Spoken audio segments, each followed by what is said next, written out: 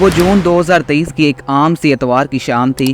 دنیا بھر میں اور سوشل میڈیا پر فادرز ڈے منایا جا رہا تھا، جبکہ کینیڈا کے برٹش کولمبیا کے سیرے قصبے میں گردوارہ نانک صاحب میں شام کی پرارتھنا کے لیے معمول کے مطابق عقیدت مند جمع تھے کہ اچانک پارکنگ کے حصے سے فائرنگ کی آواز آنا شروع ہو گئی۔ کینیڈا کی پولیس کے مطابق 2 نامعلوم نقاب پوش افراد نے ایک شخص کو نشانہ بنایا اور ان پر پے در پہ گولیاں داغ دیں۔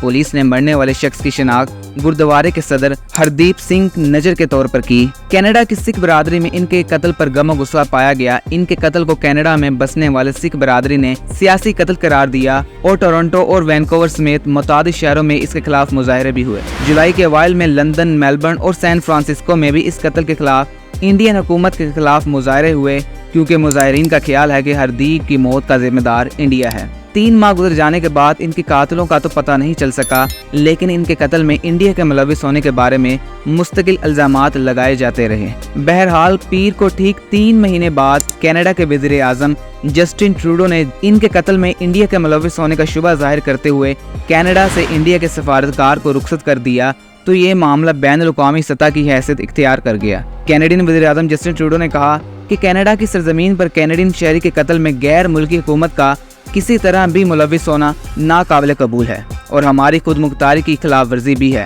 یہ ان بنیادی اصولوں کے منافی ہے جن کے ذریعے آزاد، کھلے اور جمہوری معاشرے اپنے آپ کو چلاتے ہیں۔ جبکہ اس سے قبل حال ہی میں دارالحکومت دلی میں اختتام پذیر G20 کے سربراہی اجلاس میں انڈیا کی وزارت خارجہ نے ایک بیان میں کہا کہ وزیر اعظم مودی نے کینیڈا میں انتہا پسند عناصر کی بھارت مخالف سرگرمیوں کو جاری رکھنے پر سخت تشویش کا اظہار کیا ہے۔ 45 سالہ ہردیپ سنگھ نجر انڈیا کو کئی کیسوں میں مطلوب تھے، کیونکہ وہ انڈیا کی مغربی ریاست پنجاب میں ایک علیحدہ سکھ ریاست کے حامی تھے اور وہ دنیا بھر میں اس کی حمایت میں آن لائن ریفرینڈم میں پیش رہے تھے۔ نجر نے ایک آزاد سکھ ریاست خالصتان کے لیے تحریک چلائی تھی اور جولائی سن 2020 میں انڈیا نے انہیں دہشت گرد قرار دیا تھا اور ان کی گرفتاری کے لیے 10 لاکھ روپے کی انعامی رقم بھی رکھی گئی تھی۔ انڈیا کے ان الزامات کو نجر نے مسترد کر دیا اور کہا کہ وہ اپنی روزی روٹی کمانے کے لیے کینیڈا میں پلمبنگ کا کام کرتے ہیں، لیکن انہیں وہاں لوگ سکھ رہنما کے طور پر دیکھتے تھے۔ کینیڈا کی ورلڈ سکھ آرگنائزیشن کے مطابق انہیں ٹارگیٹڈ شوٹنگ میں قتل کیا گیا۔ انہوں نے میڈیا کو بتایا کہ کینیڈا کی انٹیلیجنس ایجنسی نے ان کو لاحق خطرات کے بارے میں آگاہ بھی کیا تھا۔ انڈیا کی ریاست پنجاب میں تقریباً 58% سکھ اور 39% ہندو ہیں۔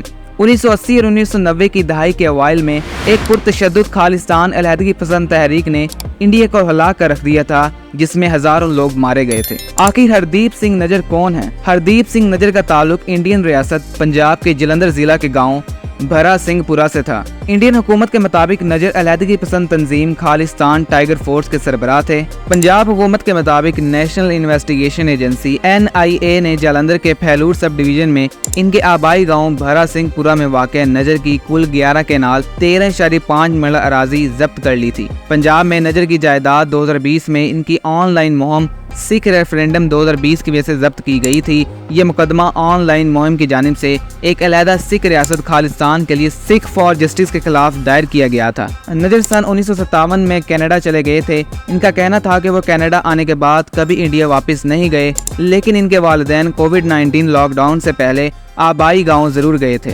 نجر شادی شدہ تھے اور انہوں نے سوگواروں میں اپنے والدین کے ساتھ ساتھ اپنی اہلیہ اور 2 بیٹے چھوڑے ہیں۔ انڈیا کی قومی تحقیقاتی ایجنسی NIA نے الزام عائد کیا تھا کہ نجر مبینہ طور پر سن 2013 تا 14 میں خالصتان ٹائیگر فورس KTF کے سربراہ جگتار سنگھ تارا سے ملنے کے لیے پاکستان گئے تھے۔ تارا کو سن 2015 میں تھائی لینڈ سے گرفتار کر کے انڈیا لایا گیا تھا۔ ایجنسی کے مطابق نجر کا تعلق انڈیا میں کالعدم تنظیم سکھ فار جسٹس سے بھی تھا۔ نجر کو حال ہی میں آسٹریلیا میں خالصتان ریفرینڈم کے لیے ووٹنگ کے دوران دیکھا گیا تھا۔ آخر نجر پر کون سے الزامات ہیں؟ NIA نے نجر پر 10 لاکھ روپے نقد انعام کا اعلان کیا تھا۔ پنجاب پولیس کے مطابق نجر کا نام اس مطلوبہ فہرست میں شامل تھا، جو پنجاب کے وزیر اعلیٰ کیپٹن امرندر سنگھ نے سن 2018 میں انڈیا کے دورے پر آنے والے کینیڈا کے وزیر اعظم جسٹن ٹروڈو کو پیش کی تھی۔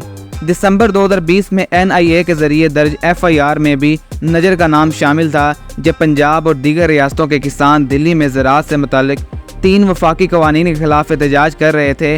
ملک بھر میں بڑے پیمانے پر مستقل احتجاج کے بعد یہ قوانین واپس لیے گئے۔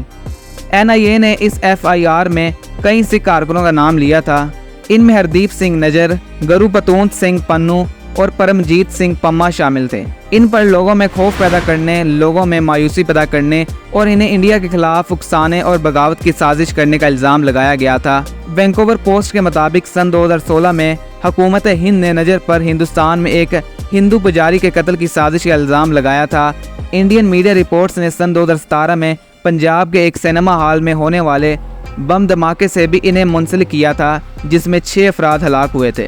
वैंकूवर पोस्ट के मुताबिक नजर ने पोस्ट मीडिया को बताया कि इन पर लगाए गए इल्ज़ामात झूठे हैं। इन्होंने कहा था कि मैं 1997 से यहाँ रह रहा हूँ, मैं हिंदुस्तान वापस नहीं गया। नजर गुज़िश्ता साल पोस्ट मीडिया के रिपोर्टर कम बुलान को एक इंटरव्यू में बताया था कि मैं एक प्लम्बर हूँ और गुरुद्वारे के लिए सख्त मेहनत कर रहा हूँ, मैं एक कम्युनिटी सर्वेंट हूँ। ठीक है।